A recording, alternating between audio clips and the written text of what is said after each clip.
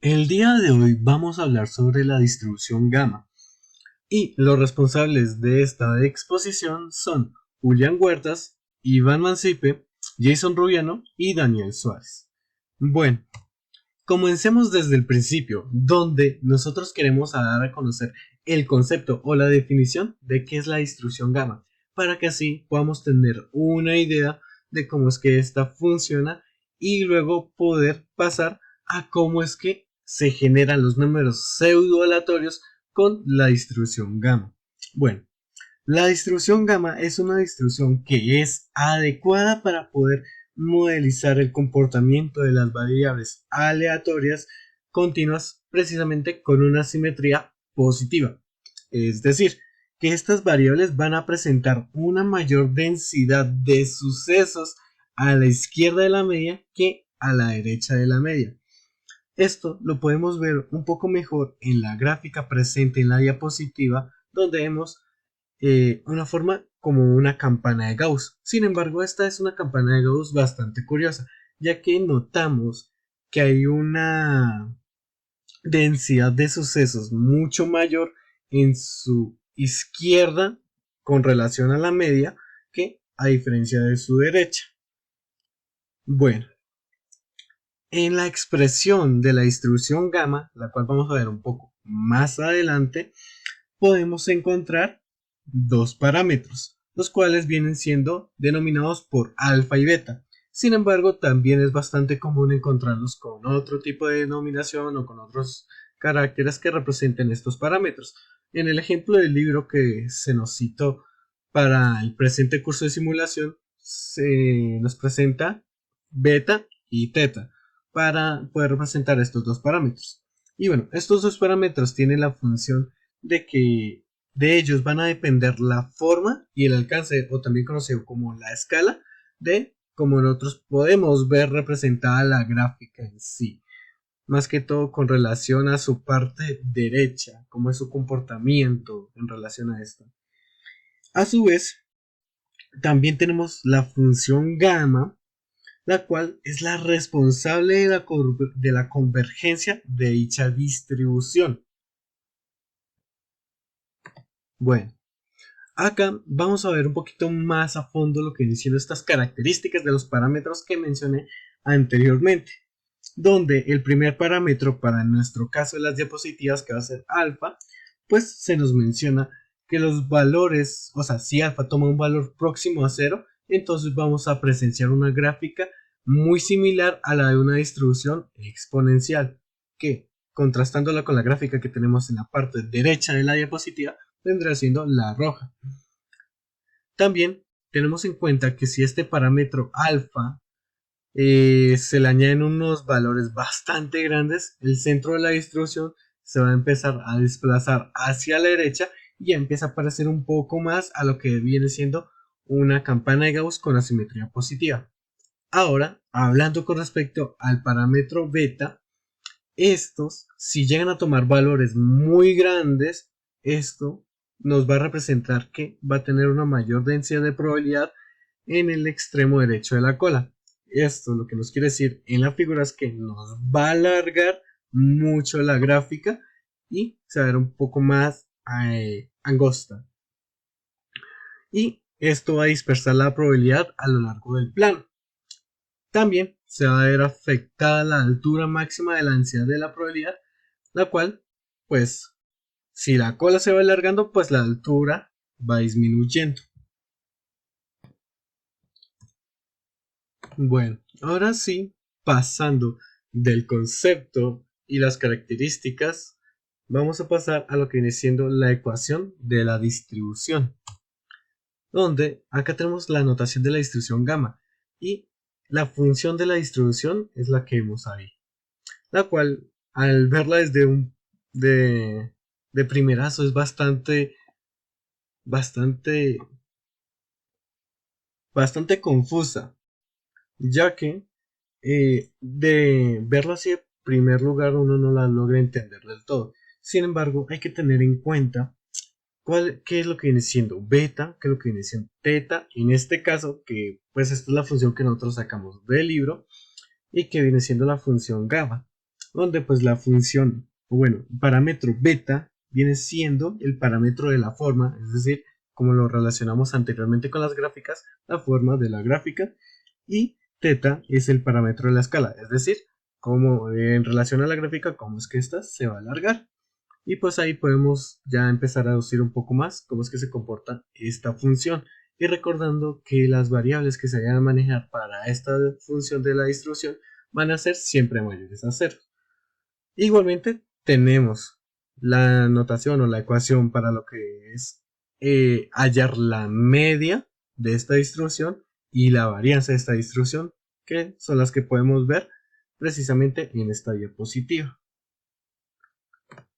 Y finalmente vamos a hablar sobre algunas aplicaciones que se le han hecho a la distribución gamma, donde algunos ejemplos bastante interesantes que pudimos encontrar en diferentes páginas. Todas estas páginas las vamos a encontrar directamente en las referencias de la presentación. Vienen siendo las siguientes, ya que pues esta distribución gamma se utiliza precisamente para poder calcular aquellos intervalos de tiempo entre dos fallos de un motor de un vehículo. Igualmente también se ha llegado a utilizar para los intervalos de tiempos de llegada entre dos automóviles a una gasolinería.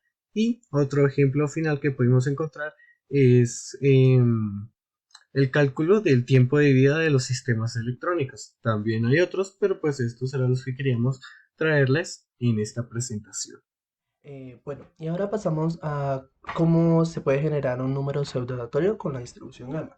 Y pues para generar este número, en la distribución gamma se requieren de dos parámetros pues estos dos parámetros no son tan bien conocidos como en la distribución normal. Son dos parámetros que generalmente se denotan por los símbolos alfa y beta.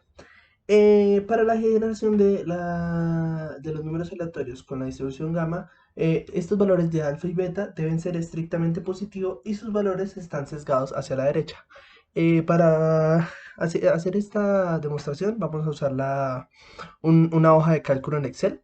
Acá podemos ver, eh, tenemos unos números puestos para la gráfica y tenemos las casillas para el alfa y beta. En este caso, pues vamos a poner un alfa de...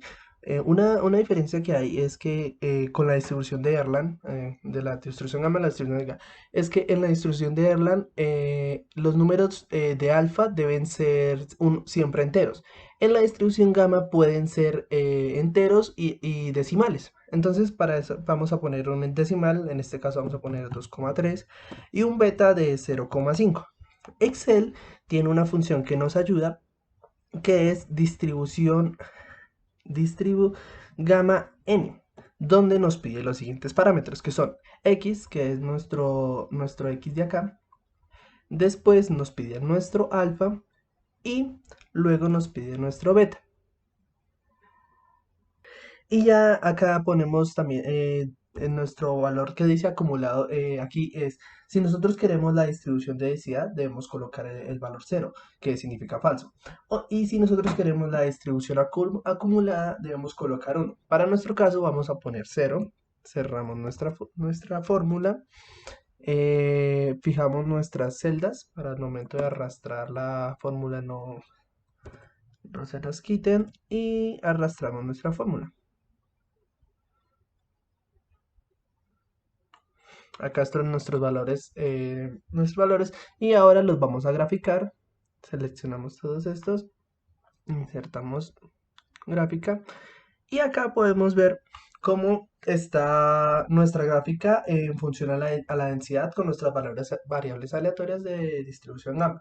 También podemos ver que pues esta gráfica corresponde a una gráfica de distribución gamma.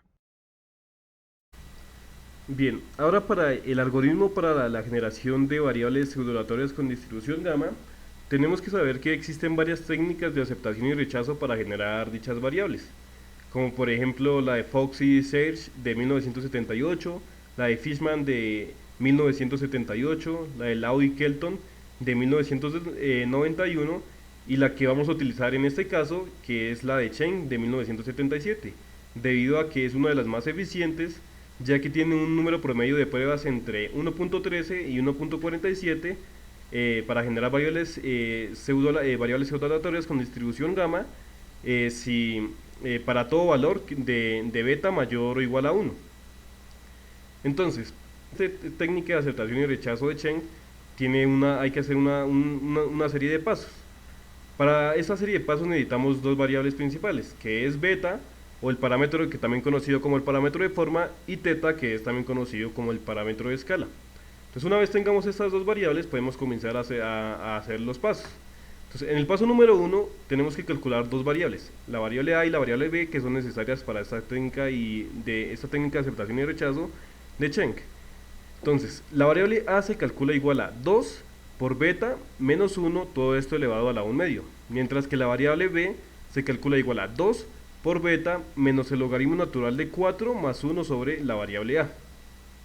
Una vez obtenidas estas dos variables, podemos pasar al paso número 2, donde necesitamos generar dos números pseudoaleatorios R1 y R2. Estos números los podríamos crear incluso en Excel de ser necesario. Ahora pasaríamos al paso número 3, que ya es como tal definir la variable pseudoaleatoria con distribución gamma, que sería la variable x. Esta variable x sería igual a b menos b por r1 sobre 1 sobre menos r1, y todo esto elevado a la variable a.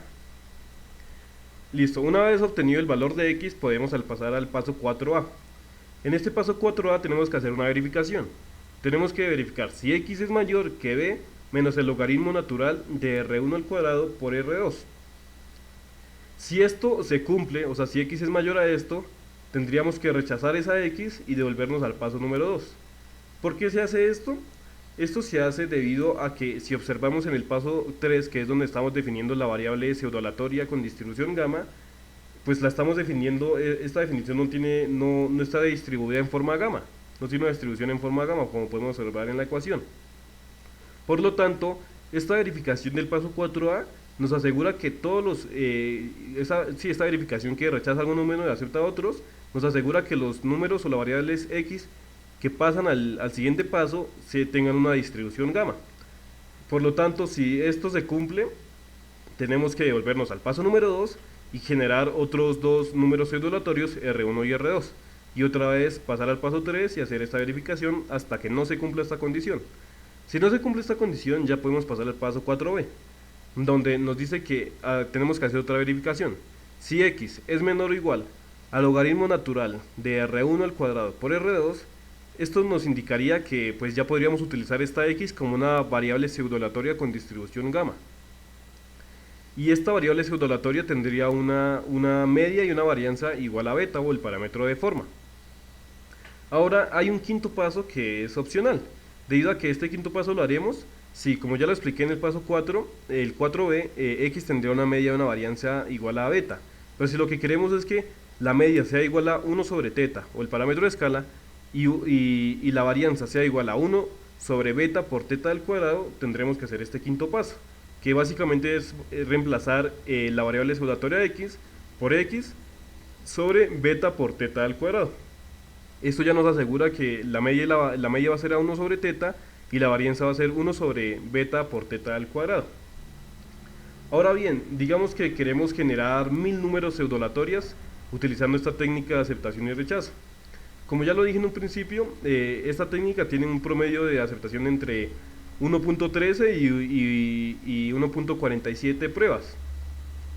Entonces, para 1000 pruebas o para generar 1000 variables pseudoaleatorias, necesitaríamos entre 1130 y 1470 pruebas, que sería lo mismo a decir que como en cada una de estas pruebas, como nos damos cuenta, hay que generar números pseudoaleatorios R1 y R2.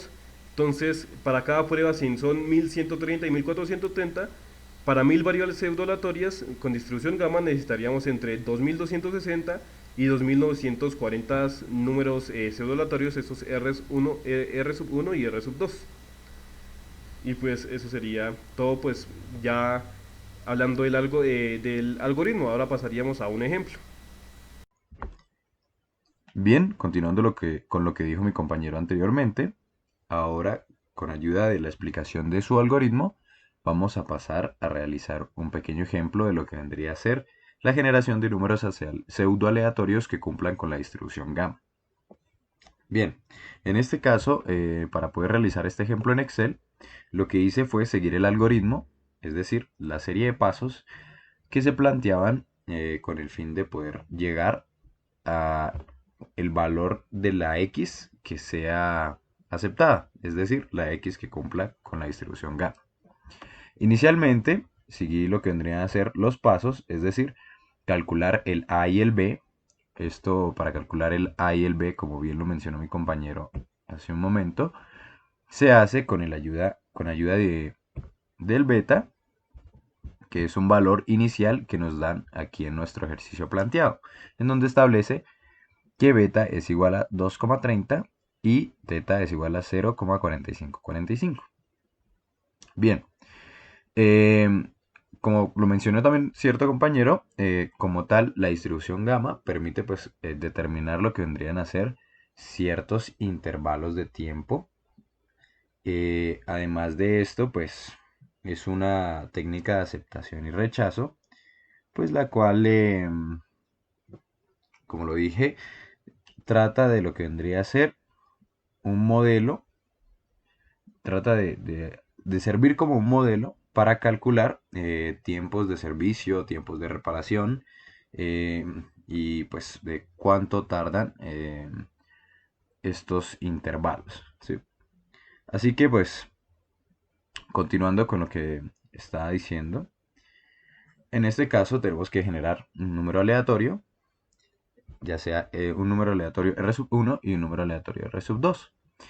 Estos números aleatorios son con el fin de poder determinar, por medio de una serie de pasos, si el valor de X va a satisfacer a nuestra distribución gamma. Así que para poder verificar esto, tenemos el paso 4. El paso 4, como tal, está hecho con el fin de que se pueda aceptar o rechazar el valor de X, ya que al ser pues esta distribución un método de aceptación y rechazo, en el paso 4 se garantiza que los valores aceptados posean una distribución gamma. Así que bueno, los números que generé aquí, en este caso, cumplen con lo que vendría a ser un valor de la distribución gamma. Y en caso tal de que no lo hicieran, me diría que no cumple, como en este caso, en donde me dice que el valor de X que tengo aquí en pantalla es rechazado y es necesario regresar al paso 2. Es necesario regresar al paso 2 ya que estos números aleatorios generados con ayuda de Excel no cumplen con la condición de ser de poder ser de una distribución gamma. Así que ejecutándolo nuevamente, pues después de ciertas pruebas puedo generar lo que vendría a ser una variable aleatoria distribuida gamma. Como bien lo mencionó mi compañero, esto tiene cierto promedio, es decir, que para poder generar unas 1000 variables gamma, el método va a requerir entre unas 1130 y 1470 pruebas, o pues de forma equivalente unos 2260 números aleatorios, que son estos de acá. Así que pues yo con ayuda de este método lo que hice fue generar unos valores que me permitieran pues graficar lo que vendría a ser una distribución gamma. Entonces pues con ayuda de Excel lo que hacemos es pues tomar los valores y en este caso lo que hice fue tomar alrededor de 90 valores, si no estoy mal. Entonces vamos a darle aquí en insertar un gráfico de dispersión, en donde pues obtendremos lo que vendría a ser nuestra distribución gamma por los valores que obtuvimos siguiendo el algoritmo. Bien, en este caso pues esto sería como lo que respecta al ejemplo. Así que pues finalmente lo que voy a hacer es presentarle las referencias usadas para poder realizar esta exposición. Así que eso es todo. Muchísimas gracias.